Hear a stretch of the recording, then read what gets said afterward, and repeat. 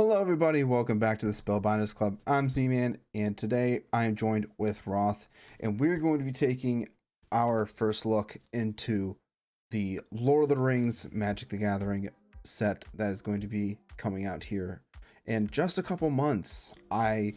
Once the announcement that this set was being made, I could not contain my excitement. I still cannot contain my excitement. I want every single one of the cards that are in this set, and I will spend as much money possible to get every single card from this set. Like, we've only seen, 13 actual new cards between some of the Commander product and just the base set, and, everything looks so good already. And, we still don't even know that much about it yet. For sure.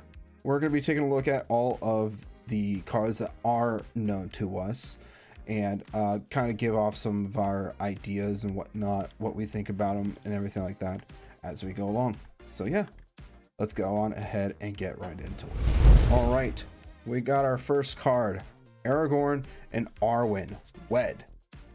It is one of the legendary creatures. It's a human elf noble with vigilance. Whenever Aragorn and Arwen Wed enters the battlefield or attacks, put a +1/+1 counter on each other creature you control. You gain one life for each other creature you control. What are your thoughts on this one, Ryan? I mean, this is just classic Selesnya, green-white, token, and 1/1 counter stuff. It doesn't actually say token on it, but, when you're pitting a 1/1 counter on each other creature you control, it's kind of implied that you probably want a lot of creatures, which means token creatures. For sure. At first, I thought it was a little weak, because I was 6 mana for a 3/6, but it does have vigilance, and, later game, this becomes extremely powerful, getting to pit a 1/1 counter on each other creature you control and then gaining a life for each creature you control. So 6 mana is a lot, but later game when you're going to be casting this, it's going to be a pretty huge payoff, and there are quite a few cards that go with it already. Yeah, maybe not exactly a token deck card, or something that generates tokens or anything like that, but it's definitely a card that I think if you can get those creatures out on the field, whether they're small or big, this is going to be a very good card to have just for getting those +1/+1 counters on all those creatures. Yeah, I mean, you have a Amara Soul of the Accord deck that's green-white token stuff. You could literally make this the commander or just throw it in the deck. It works perfectly with that stuff. That's very true. Super cool. I definitely think this is a good card for whether it's going to be a commander or not. Yeah, I mean, the vigilance is pretty underrated on it. 3 power is not great for a 6 mana card, but you're really not there to deal damage with it, because you get it on the attack trigger, not on the combat damage trigger, which makes it slightly better. And then it has vigilance, so it's not going to tap, and it has a whopping 6 toughness, so you're gonna be able to block a lot of things, which is pretty good with it. One card that I do want to mention with it is Lathiel, the Bounteous Dawn. It's from Commander Legends. It is 2 green and a white legendary creature unicorn with lifelink to 2/2, and then at the beginning of each end step, if you gained life this turn, distribute up to that many 1/1 counters among any number of other target creatures. So that one I think is a super good card that can be paired with Aragorn and Arwen, because you pit 1/1 counters on it on the attack trigger, then you gain life for each of those creatures, and then on your end step, all that life you gained, you just get to pit that many 1/1 counters. So it's basically doubling your 1/1 counters that you get off of Aragorn. Super good. That's disgusting. That is super disgusting. Good. But I mean, it's not anything crazy new that green and white does, but it's still a pretty neat card, I think. Lots of tokens and life gaining and 1/1 counters. Next up, we have Frodo Solomon's Bane. It is a legendary creature halfling citizen. Pay 2 white or 2 black. If Frodo Sarnsbane is a citizen, it becomes a halfling scout with base power and toughness 2/3 and lifelink. And you can pay 3 black. If Frodo's a scout, it becomes a halfling rogue with whenever this creature deals combat damage to a player, that player loses the game if the ring has tempted you 4 or more times this game. Otherwise, the ring tempts you. Now, with this card, we're not sure what the whole tempting mechanic that's going to be incorporated with this set is just yet. That's something we'll talk about a little bit later, but obviously, you know, it's a small creature, 1 mana, but if it happens to deal combat damage to a player when the ring's out and it's tempted somebody, game over. That I would think that's pretty good. Yeah, I mean, just looking at it, a 1 mana for a 1/2 already pretty good. It's got the same type of treatment as I'm blanking on the card name. The Evolved Sleeper, that like basically you pay mana to. Yes, that's I want one. to say that's Evolved Sleeper. Yeah, Evolved Sleeper. Yeah, it is. But yeah, because that one you gradually pay more mana, and it gets more abilities and does more things, which is nice because in late game, if you draw it, you can just immediately spend all that mana, make it better. There are 2 other cards that have been revealed that also work with the ring tempting mechanic. We still don't know exactly what that entails, but I could see this being a pretty good card in a deck, even as a commander. Just because if there's lots of ways to do the ring tempting mechanic, then you could very quickly win the game, especially if you get like Rogue's Passage or Access Tunnel or just other ways to make Frodo Sarnsbane unblockable. And then yeah seems, and there's obviously a ton of cards that can make it that. So yeah, I'm curious to see what the ring tempting mechanic entails. I think it's probably going to be something that starts off benefiting you greatly, and then the more times you do it, like the more you have to pay, the more negative effects that are going to be put. So I don't know if it'll be like sure. paying life or what. I'm interested and excited to see what it is, though. This one print that we have here of Frodo Sarnsbane, where it's essentially the ring around, just the ring around it, and that art for the card is just so good. It's great. I love it. Yeah, a lot of the cards I think got that ring treatment. Like it looks good. My only issue is that like it makes the art seem super small on it, but like I don't know, it's still super great looking in my opinion. This right here, just for collector purposes, is one of the cards I'll be wanting so badly. I'm not sure if I ever actually pointed this out, but Roth and myself are huge Lord of the Rings fans. My name is literally in Elvish. So exactly. I mean, yeah. We're huge Lord of the Rings fans. I have 2 Lord of the Rings tattoos. Like, definitely, that's definitely one of the most anticipated collaborations that I think Magic the Gathering has done since I've been playing the game, at least. All right, next up we have Gandalf the Grey. It is a 3/4 legendary avatar wizard. Whenever you cast an instant or sorcery spell, choose one that hasn't been chosen. You may tap or untap target permanent. Gandalf the Grey deals 3 damage to each opponent.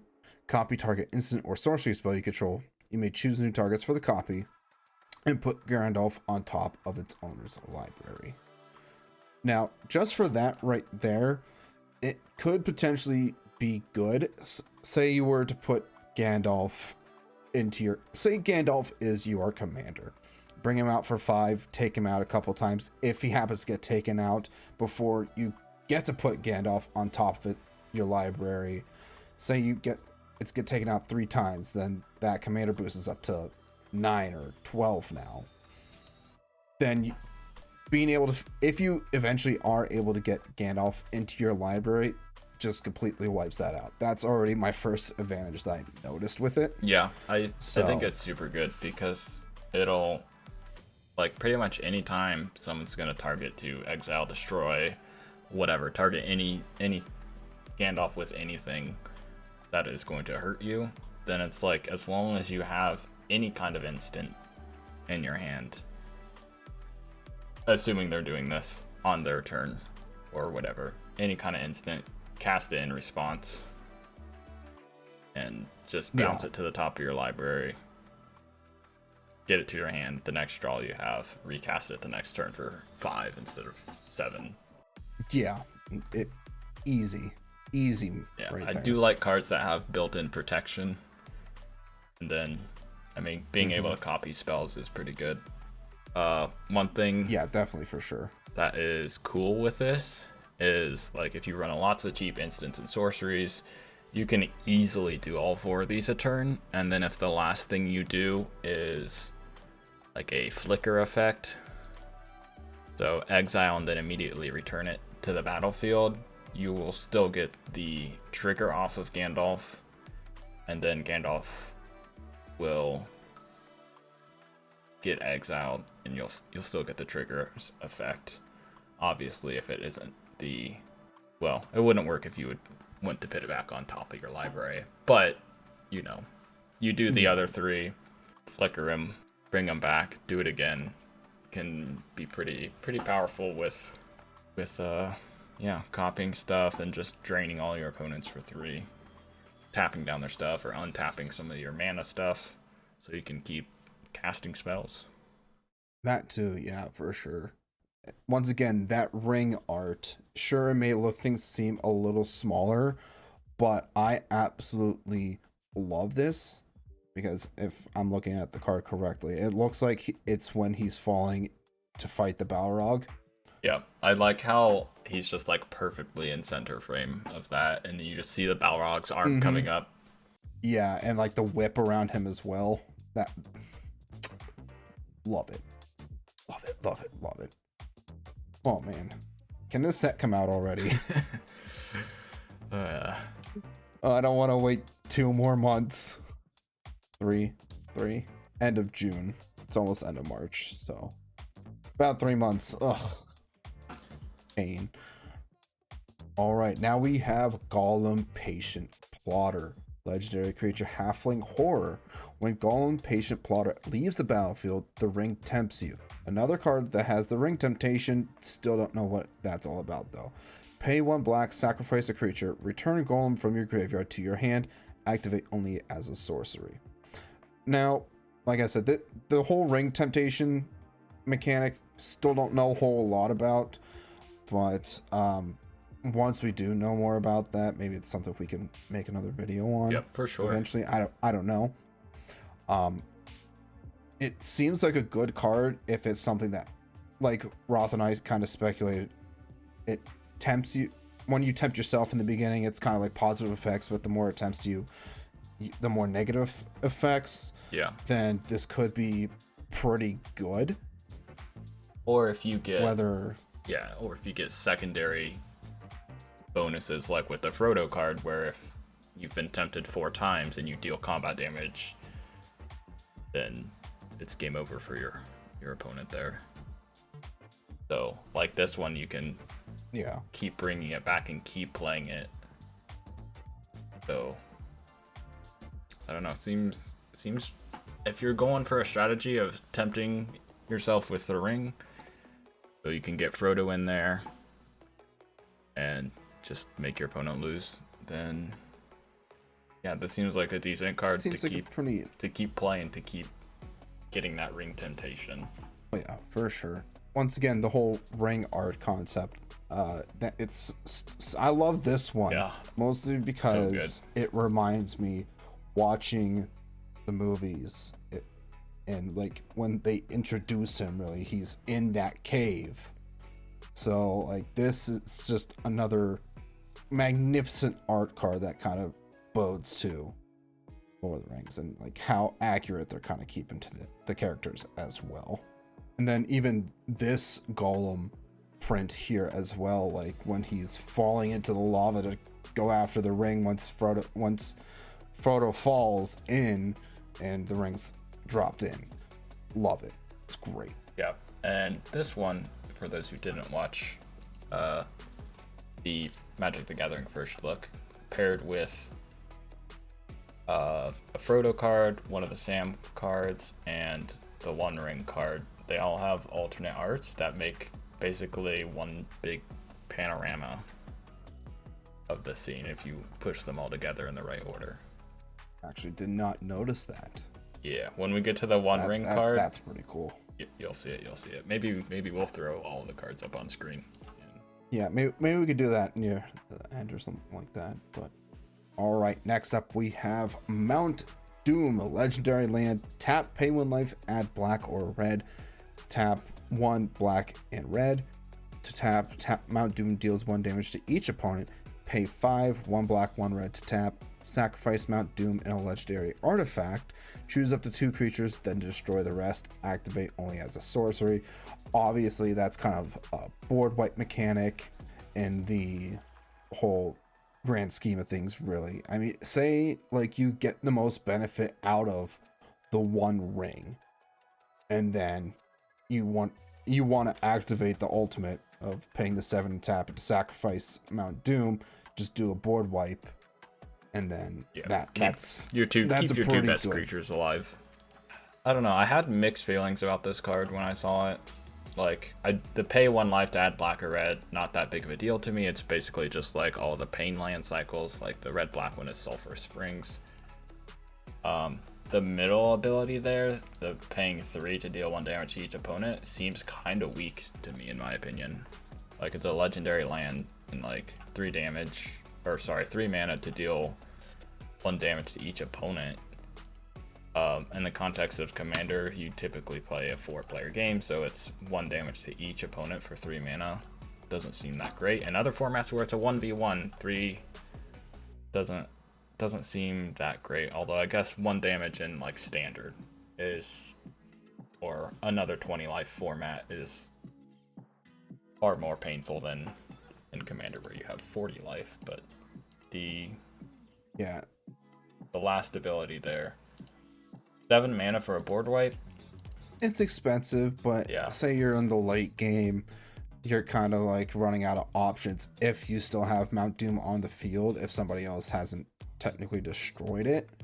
That's kind of like a back pocket thing that somebody might not remember either, since these are newer cards and whatnot.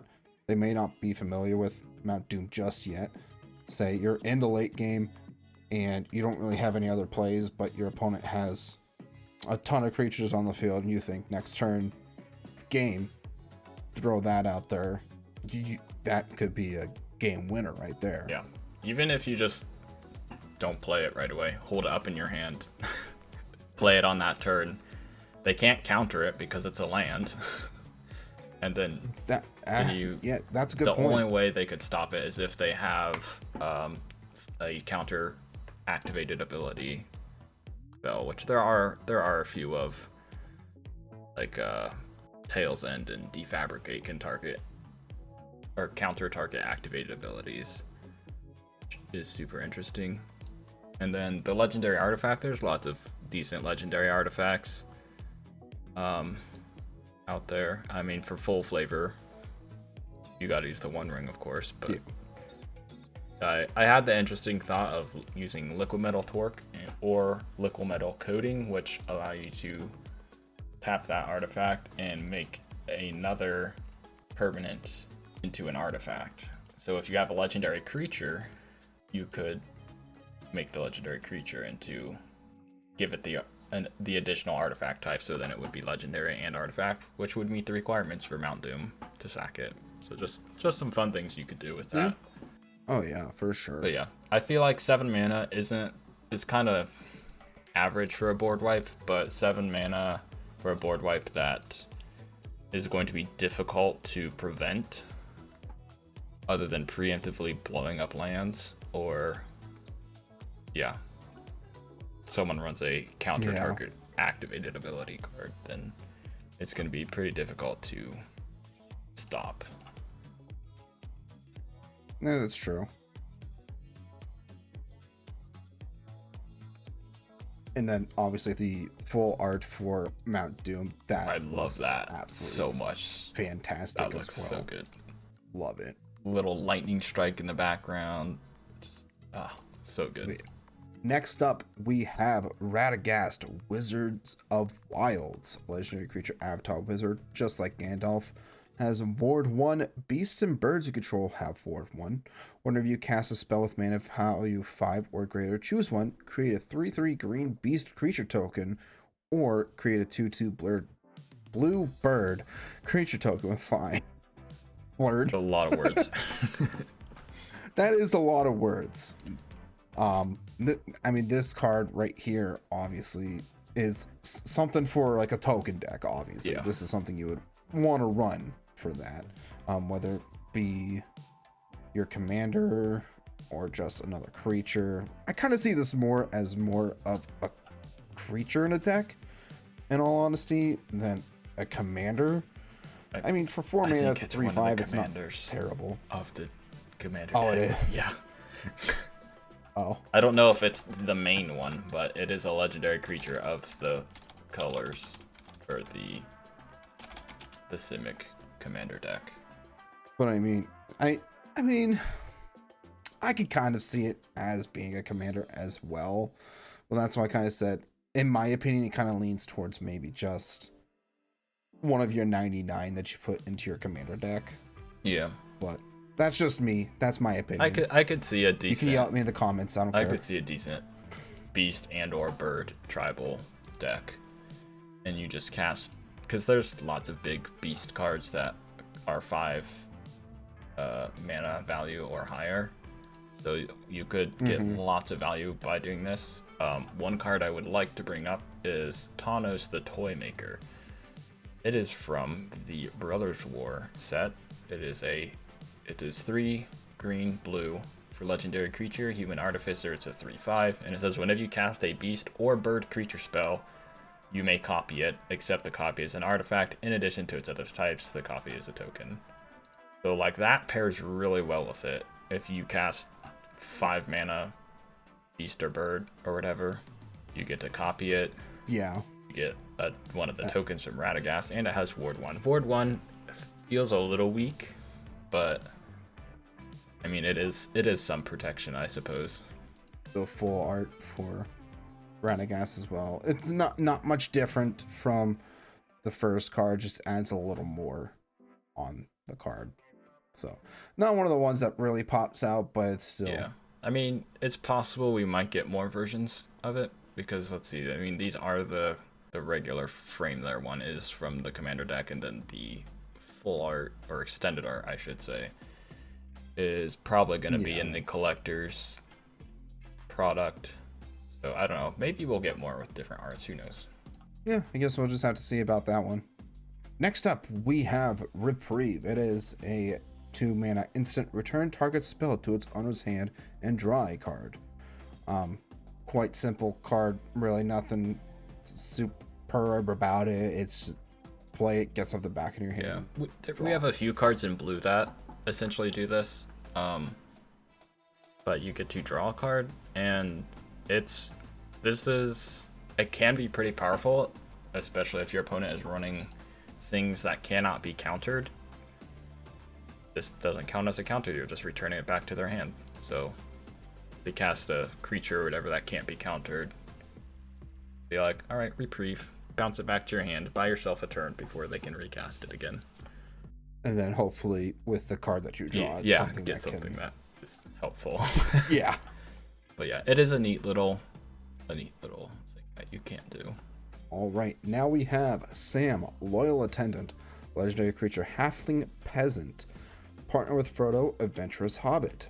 When this creature ETBs, target player may put Frodo into their hand from their library, then shuffle. At the beginning of combat on your turn, create a food token. Food token, pay 2, tap and sacrifice, and you gain 3 life. Activated abilities of foods you control cost 1 less to activate. Okay. So instead of paying 2, pay 1. You can pay 1. Seems good. Seems we alright. got back in Throne of Eldraine. That's when I believe food was introduced as a thing, and so we have all kinds of fantastic cards like Gilded Goose and Trail of Crumbs and a bunch of others that I'm blanking on right now. But yeah, we got a bunch of decent cards that make foods or benefit from foods. Activating one card that definitely comes to mind. Oh, sorry, go ahead. One thing that really comes to mind with this card is Witch's Oven immediately. Yep. Because I know you run it. Yep. It makes me mad.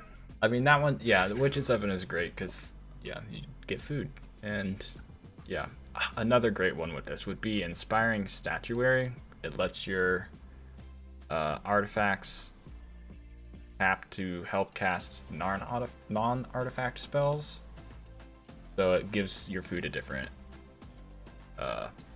purpose as well. You can use them to help pay for the generic mana and a spell's cost, which seems pretty good.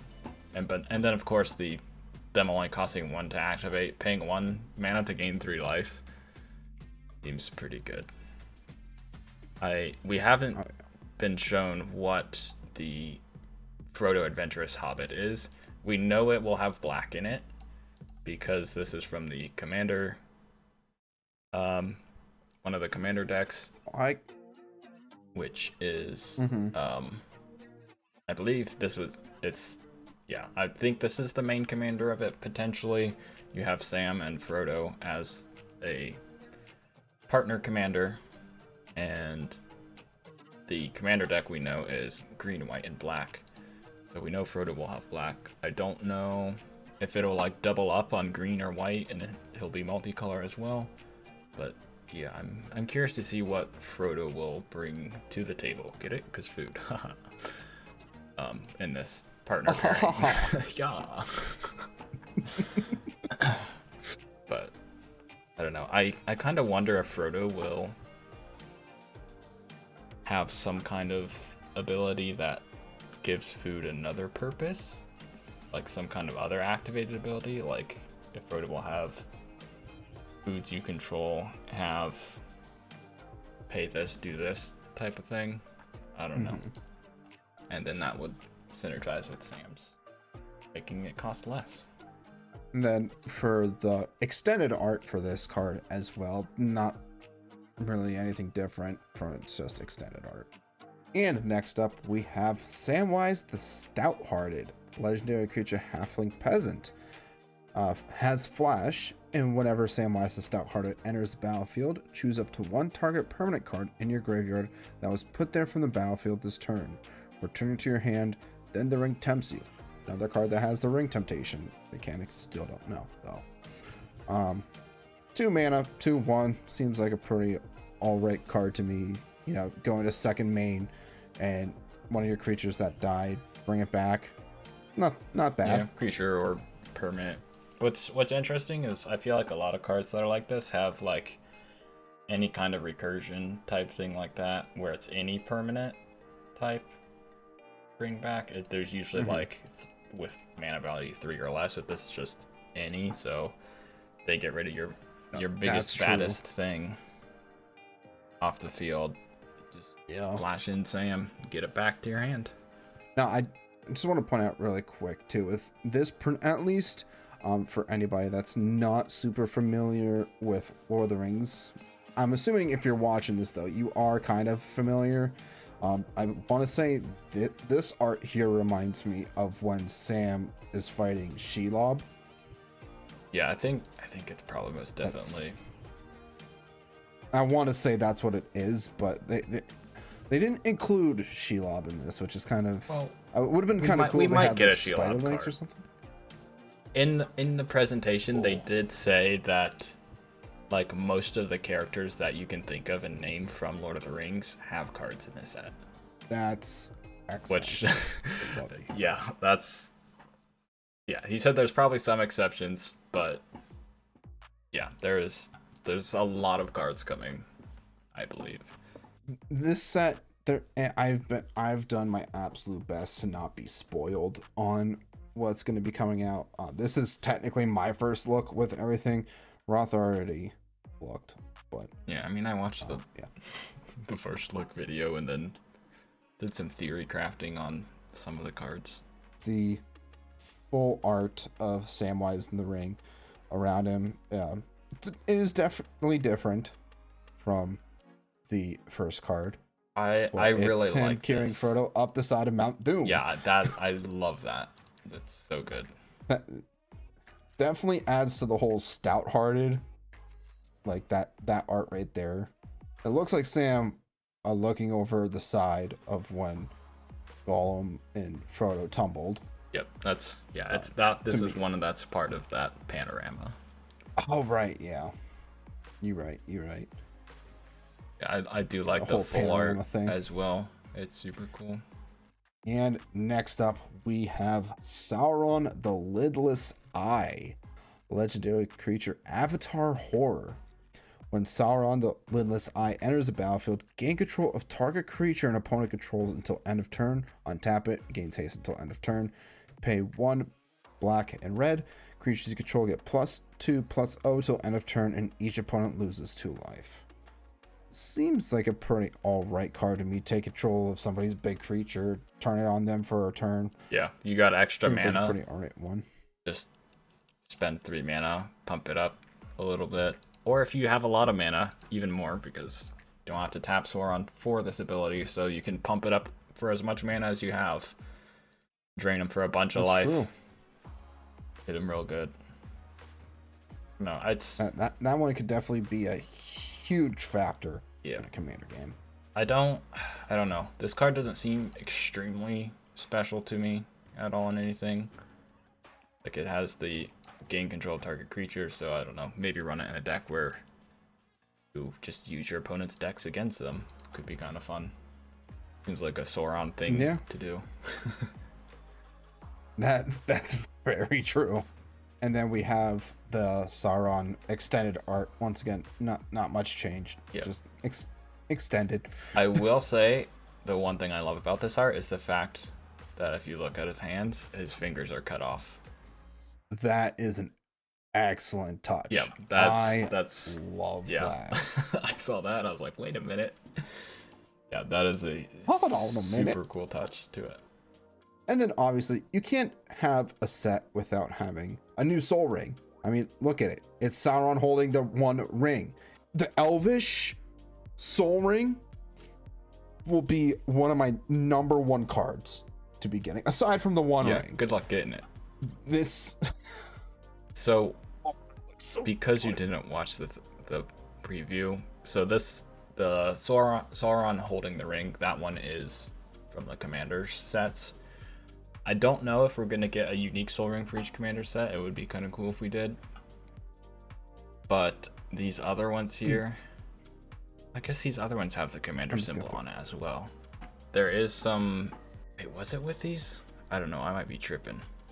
Might be doing a stupid right now. Hold on. I don't know. But both Elvish soul rings, I need them. I need them. I believe there are some foil versions that there's only going to be a few of in existence. Few foils of these? I think it might not be these specifically, but I know there was. And I think it was with Soul Ring. Yeah, there's some. Okay, yeah, it is Soul Ring. There are, if you remember from Brothers War, there was serialized cards. Yeah. So with these Soul Ring arts here, for the number 408 one there will be 3,000 non-foil, non-serialized versions of that one. There will be 300 double rainbow foil serialized versions of that one, so there will only be 300 of those in existence, and then 3,000 of just the non-foil ones. So that one is the Elven one because it's 3 for the Elven. For the Elven rings, yeah. The next one, 409, there will be 7,000 of the non-foil non-serialized ones, and then 700 double rainbow foil serialized. And then for 410, 9,000 and 900 for the fancier treatment. Yeah, the 9 rings from Mortal Men. Yep. So, yeah, that's good luck getting those. Because I think they might only be in the collector product. I'm just saying. I already said it at the beginning of this video. I don't care how much money I will spend $10,000 if I have to. I will get one of them. Yeah, they do look super cool. They have, Oh, I love them. in Quenya, they have the One Ring poem, I guess you could call it, written on it, which is super cool. Well, part of it. The other part is on a different card. But yeah, love Soul Ring. All right, now we have the One Ring legendary artifact, Indestructible. When the One Ring enters the battlefield, if you cast it, you gain protection from everything until your next turn. At the beginning of your upkeep, you lose 1 life for each burn counter on the One Ring. Tap, put a burn counter on the One Ring, then draw a card for each burn counter on the One Ring. Now, I'm not super sure on what the whole burning mechanic is. I'm assuming it's just going to be another counter. It's just a type of counter to keep track. Yeah. Yeah, that's what it looks like to me. But yeah, that I mean, just in general, you know, no matter how many burn counters you could have, like 6 or 7. Just pay 7, draw 7. I'd do it. Yeah. I would do it.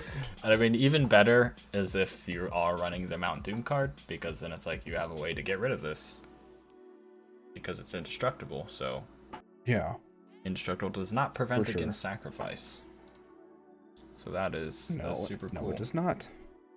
It is interesting that the One Ring card does not have anything to do with the Ring Tempts You mechanic. That's a very good point, actually. So it's I'm wondering why that wasn't one of the mechanics for the card. I have no idea. This whole temptation mechanic is kind of confusing right now, but hopefully we get some more clarification on what that's going to look like in the future. And then obviously we have literally the One Ring rainbow foil, the only one that will ever be in existence. I could see this card being exactly like a Black Lotus. Yeah, I mean, I feel like this might even go for more than that potentially. Like, yeah, I don't remember exactly how many Black Lotuses were ever printed, but having only one card, I'm just saying, that's going to be worth so much money. Yeah, dude, if you pull that card, you have to go into hiding. People will be knocking on your door trying to buy it off of you. Like, this is one where it's like, you put it in a sleeve, you put it in a second sleeve, you put it in a top loader for extra protection, you you rent out, however it works, a safety deposit box at a bank, and you keep it in the bank. Like, yeah. Ugh. And then you put a safe in that safety deposit box. Yeah. That's oh man, crazy. Like, how just looking at it gives me shivers. But I guess that's kind of what the One Ring does. Yeah. It attracts people to want it. Yeah, good point. Good point. And then we also have the full art, technically. Full art panorama. But it's part of the panorama. Phenomena. Yeah, it's super cool because Golem's arm lines up perfectly with the hand, of course, from his card. Super good. All right, now we are moving into the Shire, the legendary land. The Shire enters the battlefield tapped unless you control a legendary creature. Tap to add a green. Pay 1 and a green to tap an untapped creature you control. Create a food token. Okay, that kind of ties in with the whole Sam card. So yeah, most green decks could run this card perfectly fine. Even if you don't have a big food synergy, but you're like, hey, maybe I can get a little extra life here and there, and I have the mana to make a food token. Yeah, I definitely think this could go perfectly into like a life gain deck as well, which is what mostly green white is. Right. So the full art Shire. So good. It looks so fucking good. I love how it looks. Oh, I want every single one of these cards. And next up, we have You Cannot Pass, a 1 mana instant destroy target creature that blocked or was blocked by a legendary creature this turn. Pretty simple. Yeah. Just neat combat trick, I guess. Yeah. 1 mana. I mean, it's a 1 mana removal spell. It is pretty specific, but that's fairly typical for cheap 1 mana. Or sorry, cheap removal spells. Goad someone into, or not the actual goad mechanic, but like bait someone into blocking your creature and then just destroy it. Yeah, that's very true. I love the art for it though, just Gandalf standing there up against the Balrog. I also do love the flavor text that goes with it. It raised the whip and the thongs whined and cracked. Fire came from its nostrils, but Gandalf stood firm. I hope we get a Balrog card. Gandalf. I really hope so too. That would be awesome. And then next up, we have Tom Bombadil. Saving the best for It's last. a 5. As long as there are 4 more lore counters among sagas you control, Tom Bombadil has hexproof and indestructible. Whenever the final chapter ability of a saga you control resolves, reveal cards from the top of your library until you reveal a saga card. Put that card onto the battlefield and the rest on the bottom of your library in a random order. This ability triggers only once each turn. Multicolored deck, obviously, right off the bat, just because of it's 5 mana and it's 1 of each mana. But definitely a good historic deck as well. Comes to mind with this card. Yeah, 5 mana decks are either super janky or like extremely good. Yeah, we can only hope. Kind of a saga tribal is strange because there are some very good sagas, and then there's some sagas that are like not that great, or they're like super specific, like a board wipe for non-giant cards, basically. And it's just like, that's not very helpful unless you're running a giant tribal deck or something. But yeah, there's right. I don't know. There are some decent sagas out there, and the thing you have to remember is there's plenty of ways to remove counters off of sagas, or you can proliferate to add more lore counters to them, so you can basically control and keep your sagas on the field by removing counters if you want to get another ability twice, because if you remove the counter, then that it will go up on the next time it goes up. Yeah. After your, is it after or before your, I think it's after your draw step that sagas do their thing. Yeah, I think it's after the draw Yeah, step. so you can very, very well control things, and some of them like make your opponent sacrifice creatures or let you draw cards or make you tokens or whatever.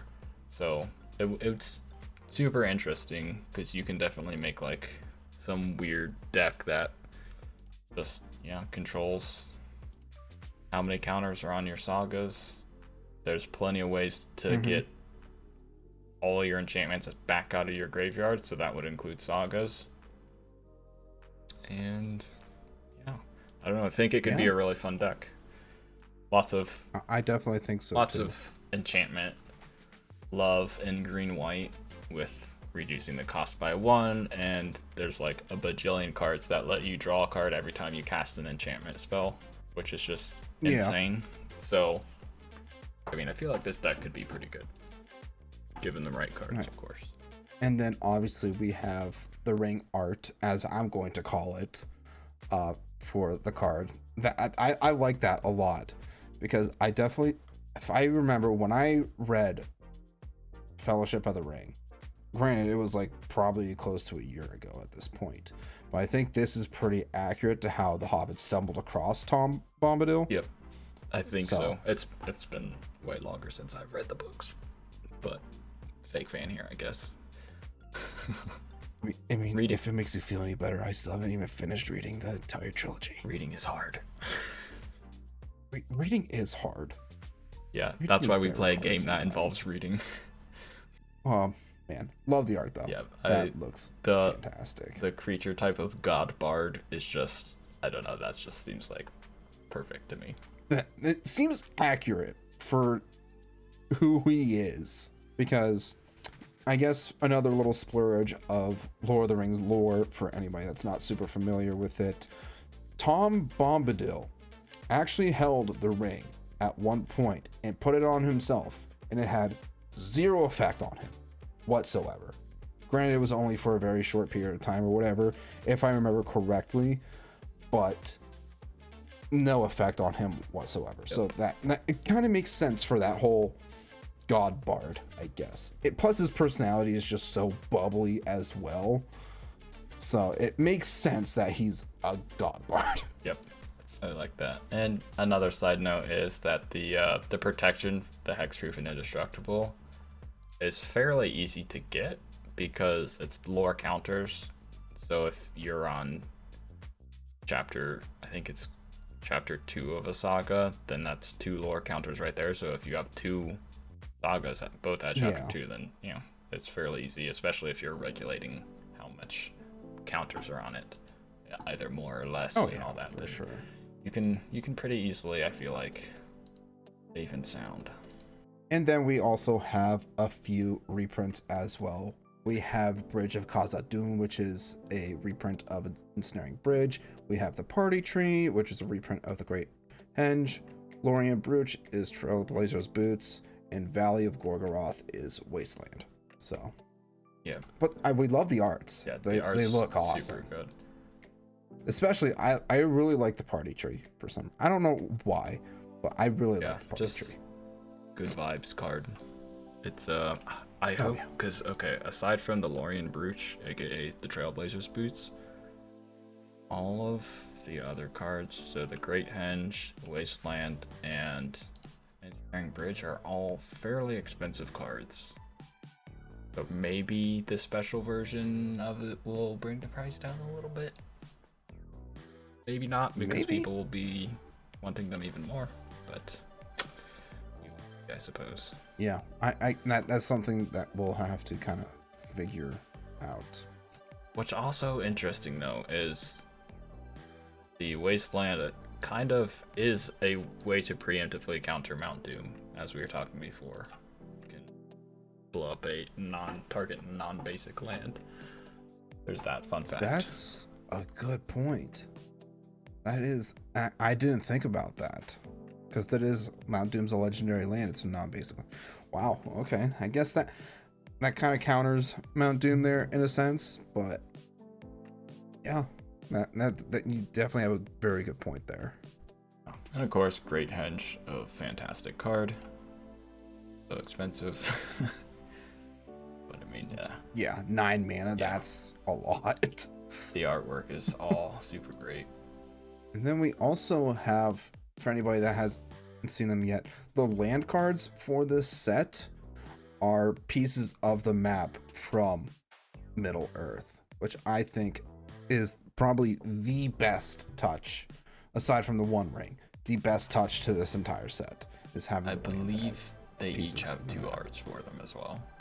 And one thing that I do want to mention that they mentioned in the first look, it looks like they have 2 arts, is that sadly you can't just like push them all together to actually recreate the map, which I feel like is kind of sad, but also they're kind of just random places. So like, I guess not random places, but key places, and like the sizings are kind of different, it looks like.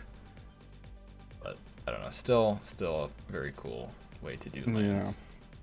Yeah, I agree, but that's very sad that you can't put them together. I think that would have been amazing. Super good. Yeah, because I mean, if you look at the number, I looked at the island. Yeah, the number 274 island, and that's, you can see in the top right the dead marshes, and then the dead marshes is on one of the swamps in a bigger picture. So yeah, but it's still super cool. They did a great job. No doubt about it. Oh yeah, for sure. I overall, with all of these cards that they've created or reprinted, just all the art is fantastic. Very much so. And like, we're only getting started. Like, we really 13 new cards, I think I counted, something like that. Super excited, very much excited to see everything. The commander decks I'm excited for as well. Like, basically all we know about the commander decks is Radagast is from one of them, I believe, and then Sam Loyal Attendant is from another one, and that's pretty much it. We know what their colors are, but other than that, we don't know that much about them. I'm excited to see them. There's a couple of them that I think would be right up my alley. If maybe changed a little bit, could be much better, but I mean, so this is Universes Beyond, like they did with Warhammer. The Warhammer precons are extremely powerful compared to other precons that they've released. So if they're anything like that, then like they'll be pretty decent right out the box, which is fantastic. So all right, guys, and that's going to be it for our first look into Universes Beyond, Lord of the Rings, and Magic the Gathering. It's a very exciting set for sure. There's still a whole lot that we don't know about. Comment down below what you guys are most excited about for this set and whatnot. Make sure to be on the lookout for it. It's releasing June 23rd of this year, so it's only a few months away. So far away, if you ask me, but it is only a couple months away. Yeah. So, yeah. If you guys enjoyed this video, make sure to leave a like. We greatly appreciate that. Check out all the links down in the description for all of our social medias. And, yeah, that's it. That's all. We'll see you guys in the next video. See ya. Bye-bye.